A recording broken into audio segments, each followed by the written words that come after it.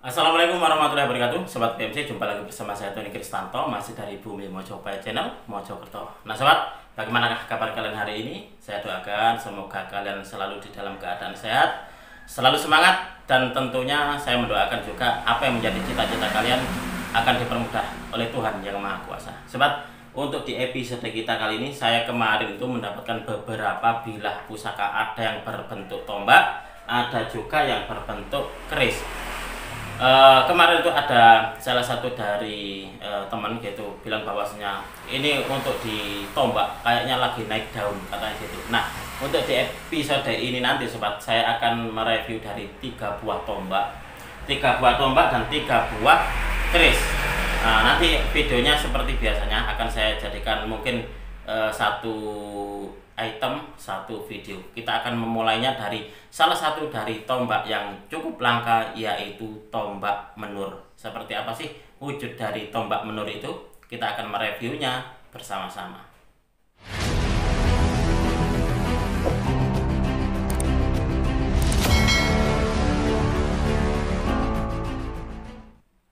Oke, sobat semuanya, ini langsung saja kita akan mereview dari pusaka yang pertama ini dulu ya. Ini adalah pusaka yang pertama yang akan kita review untuk di episode kita kali ini sobat. Nah, ini adalah wujud dari pusakanya. Nah, ini adalah bisa dikatakan salah satu dari pusaka tombak yang cukup langka. Nah, ini adalah masuk di varian tombak sobat. Nah, seperti ini.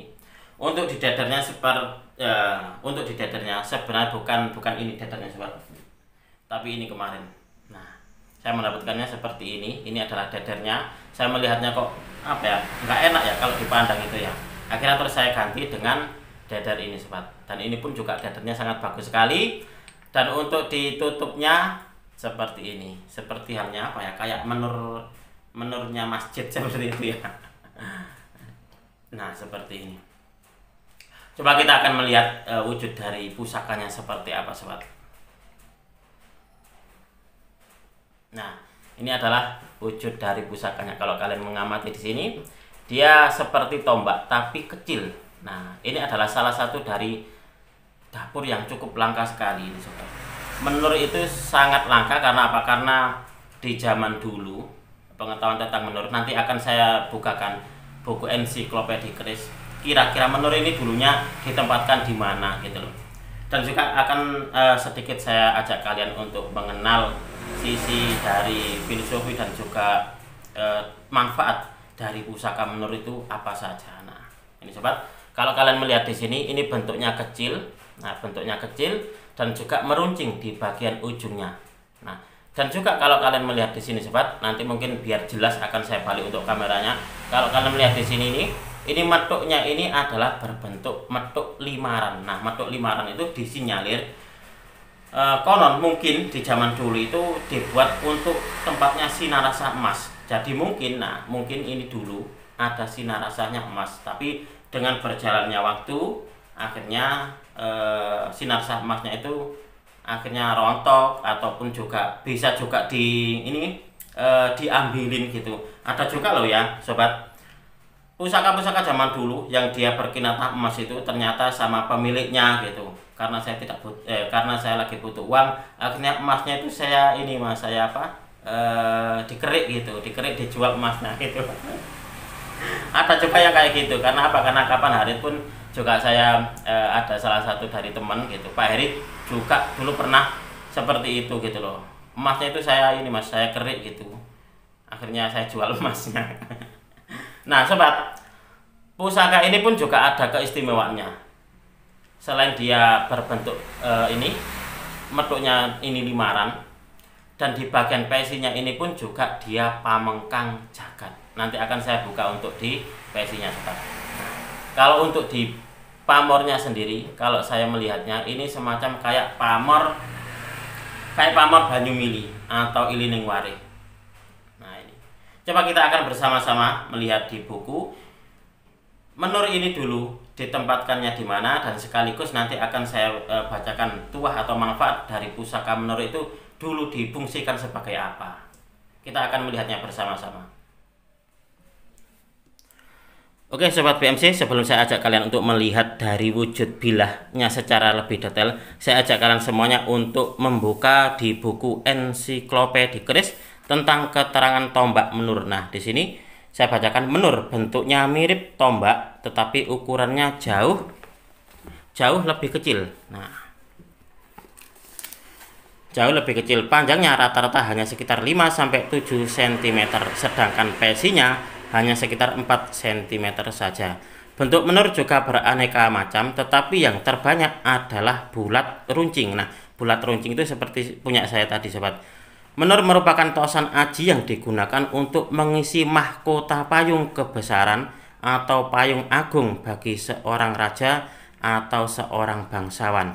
Karena tempatnya di dalam payung yang disebut songsong itu, menur tidak seperti tosan aji lainnya, hampir tidak pernah dicuci dan diwarangi. Nah, untuk di penempatannya zaman dulu, sobat, nah ini adalah bentuk dari payung agung atau payung songsong agung. Nah, ini payung songsong. Nah, ini tiangnya payung, lalu ini apa ya, bisa dikatakan itu payungnya yang bisa dibuka itu. Nah, menur ini bentuknya tempatnya ada di dalam mahkota payung. Nah, berada di dalamnya sini, sobat. Nah, ini adalah penempatan dari menur untuk di zaman dahulu, yaitu ditempatkan di dalam mahkota payung. Nah, seperti ini. Coba kita akan melihat dari wujud menur yang sudah saya dapatkan kemarin. Ini sebenarnya saya itu bisa dikatakan sangat menginginkan, berhari-hari, bisa dikatakan apa ya, setelah sekian lama gitu saya mencari pusaka menur, akhirnya saya mendapatkan. Karena apa? Karena beberapa waktu sebelum saya mendapatkan ini, sebenarnya salah satu dari rekan saya itu ada yang memiliki menur juga yang apa ya, bisa dikatakan bagus juga gitu. Hanya saja saya kalah cepat, akhirnya menur itu termahar. Nah, ini adalah bentuknya. Nah, dia membulat dan runcing di bagian atas. Kalau untuk di pamornya sendiri, saya melihatnya ini kayak pamornya adalah pamor Banyumili, sobat. Nah, seperti ini. Dan kalau kalian melihat di sini, di bagian metuknya ini, nah ini semacam kayak limaran. Metuknya ini metuk limaran, sobat. Nah, yang konon disinyalir kemungkinan atau diduga adalah tempat untuk sinarasah emasnya. Nah, di sini. Tetapi mungkin karena berjalannya waktu, mungkin akhirnya sinarasah emas tadi akhirnya tidak ada, karena mungkin ya karena waktu, usia, atau juga karena tangan-tangan jahil dalam tanda kutip itu tadi dikerik, akhirnya dijual emasnya. Nah, coba saya akan mengajak kalian semuanya, sobat, untuk melihat dari pesinya. Tadi kan saya bilang bahwasanya untuk di pesinya ini adalah pamengkang jagat. Nah, coba kalian amati. Nah, ini, sobat, dia ini pesinya ini pamengkang. Nah, pamengkang ini memang berbeda dengan combong. Kalau combong itu memang sengaja dia dilubangi dan bentuknya itu rapi. Tapi kalau untuk di pamengkang ini karena proses alami, nah, retak alami seperti ini. Dan di para pecinta tosan aji, nah, pamengkang jagat seperti ini banyak sekali diburu oleh para pecinta tosan aji dan juga para kolektor. Coba saya akan sedikit membacakan tentang filosofi dari menur, dan sekaligus nanti akan saya bacakan tentang tuah atau kehebatan dari pusaka yang pamengkang jagat, sobat.